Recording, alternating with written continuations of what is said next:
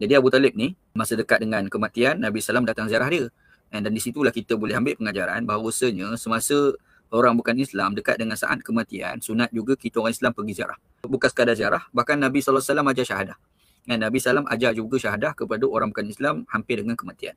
Hadis ni dalil. Sebab Nabi Muhammad SAW ajar syahadah kepada Abu Talib yang hampir kematian. Dan tadi awal tadi kita ada sebut ada satu hadis juga, Imam Bukhari juga riwayat. Nabi SAW ajar syahadah kepada budak Yahudi yang berkhidmat dengan Nabi SAW yang ketika itu dia belum lagi beragama Islam. Nabi ajar juga syahadah dan dia memang ucap syahadah, lepas tu dia meninggal.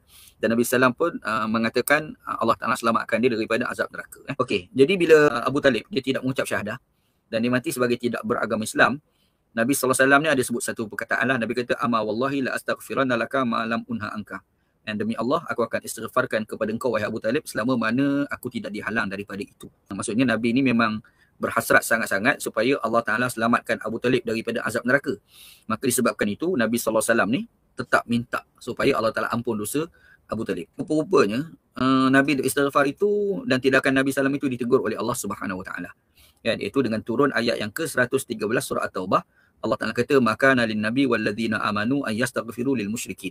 Tidak patut bagi seseorang nabi dan tidak patut bagi orang-orang beriman itu istighfar kepada orang-orang musyrik yang dah matilah. Maksudnya tak boleh lah kita mendoakan keampunan dosa kepada orang-orang bukan Islam yang dah mati. Kalau ada kawan kita orang bukan Islam dia mati, kita nak doa tahlil ke dia tak boleh. Memang tak boleh Nak doa tahlil ke, doa Allah Ta'ala ampun dosa ke, kita nak kata Allahumma firlahu warhamhu wa'afi wa'fu anhu ke, semua tak boleh. Tapi sekadar sebut innalillahi wa inna ilaihi raji'un tu boleh lah. Itu tak ada masalah sebab itu bukan doa. Innalillahi wa inna ilaihi raji'un ni adalah satu pengakuan. Dan kita mengaku bahawasanya kita kepunyaan Allah dan kita akan kembali pada Allah. Dan sebenarnya kepunyaan Allah dan kembali pada Allah ni bukan kita orang Islam je. Orang kafir pun termasuk. Yang mereka ni adalah kepunyaan Allah dan kembali kepada Allah. Jadi kalau kita dapat berita berkait dengan cerita ada orang bukan Islam yang dia tu mati, kita sebut innalillahi wa inna ilaihi raji'un tu, yang tu adalah boleh. Tapi kalau kita nak baca Allahumma ighfir lahu warhamhu wa'afihi wa'fu anhu, yang tu tak boleh. Sebab larangannya ada di dalam ayat yang ke-113 surah At-Taubah. Kana lin nabi walladzina amanu an yastaghfiru lil musyrikin walau kanu ulil qurba min ba'di ma tabayyana lahum annahum ashabul jahim. Yang tidak patut bagi nabi dan orang-orang yang beriman itu istighfar kepada orang musyrik. Dalam konteks ni merujuk pada orang musyrik yang dah mati.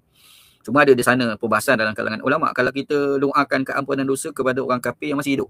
Ada di kalangan kawan-kawan kita asalnya tidak beragama Islam, lalu dia masuk Islam. Bila dia masuk Islam, bapak dia tak masuk Islam. Masa tu dia berharap sangat supaya bapak dia masuk Islam. Makanya dia pun doa lah, Allah Ta'ala ampunlah dosa mak bapakku. Padahal kafir lagi, yang tu tak apa, boleh. Sebab dia masih hidup. Yang konteks ayat 113 surah At-Taubah itu adalah yang dah mati, yang sudah meninggal dunia. Kenapa pula yang dah meninggal dunia tu tak boleh, yang masih hidup pula boleh? Sebab Allah maghfir lahu, Allah Ta'ala, ya Allah Tuanku, ampunlah dosa dia. Kita minta supaya Allah Ta'ala ampun dosa. Nisbah orang kafir, maksud Allah Ta'ala ampun dosa dia tu adalah minta dia ni masuk Islam. Sebab bila dia masuk Islam, Allah Ta'ala ampunlah dosa dia. Jadi bila kita doa Allah maghfir lahu dan kita minta itu untuk orang bukan Islam, maka itu memberi maksud minta Allah Ta'ala bagi hidayah kepada dia dengan masuk agama Islam. Dalam Quran ada ayat Quran ni Allah Ta'ala bagi tahu, orang bukan Islam ni, kalau dia masuk Islam, Allah Ta'ala akan punkan semua dosa-dosa yang telah lepas. Di situ dah menjadi dalil, kalau kita mendoakan keampunan dosa untuk orang bukan Islam yang masih hidup, boleh. Yang itu dibolehkan. Yang tak boleh adalah apabila telah meninggal dunia. Itu tak boleh. Dalilnya adalah surah At-Taubah ayat 113. Akana lin nabi walladzina amanu yastaghfiru lil musyrikin walau kanu ulil qurba. Tidak patut bagi Nabi dan orang beriman itu istighfar kepada orang musyrik yang dah matilah. Walaupun mereka itu ahli keluarga kerabat kita sekalipun. Itu sebut dalam Al-Quran. Cuma kalau kita tengok dalam beberapa riwayat yang lain, contohnya kalau kita tengok dalam riwayat Imam Bukhari hadis yang ke-3884, berkenaan dengan kematian Abu Talib ni dikaitkan dengan turunnya satu ayat Al-Quran, iaitu ayat surah Al-Qasas ayat 56. Innaka la tahdi man ahbabta walakinnallaha yahdi man yasha. Sesungguhnya kamu wahai Muhammad tidak boleh memberi hidayah kepada siapa yang kamu sayang. Siapa dia yang Nabi sayang dalam konteks ayat ni? Itu merujuk pada Abu Talib. Walakinallah yahdi man yasha.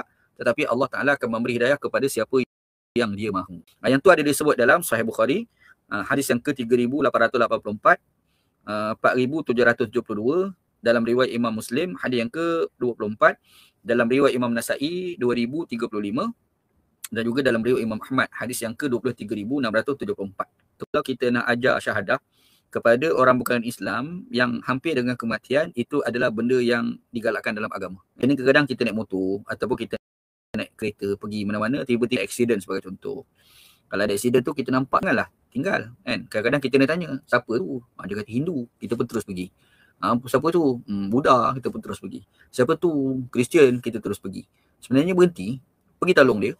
Tengok dia tengah nazak. Masa nazak tu, kita pergi ajar syahadah kat dia. Ajar syahadah kat dia. Dekat-dekat telinga dia sebut, La ilaha illallah. Mana tahu takut dia mengucap syahadah? Mana tahu kan? Sebab kalau dia mengucap syahadah, Allah Ta'ala selamatkan dia daripada neraka. Nabi SAW pernah buat kepada dua orang. Yang pertama Abu Talib, yang keduanya adalah seorang budak Yahudi yang berkhidmat dengan Nabi SAW. Dia kalau kita tengok dalam kitab hadis, budak tu nama Abdul Quddus.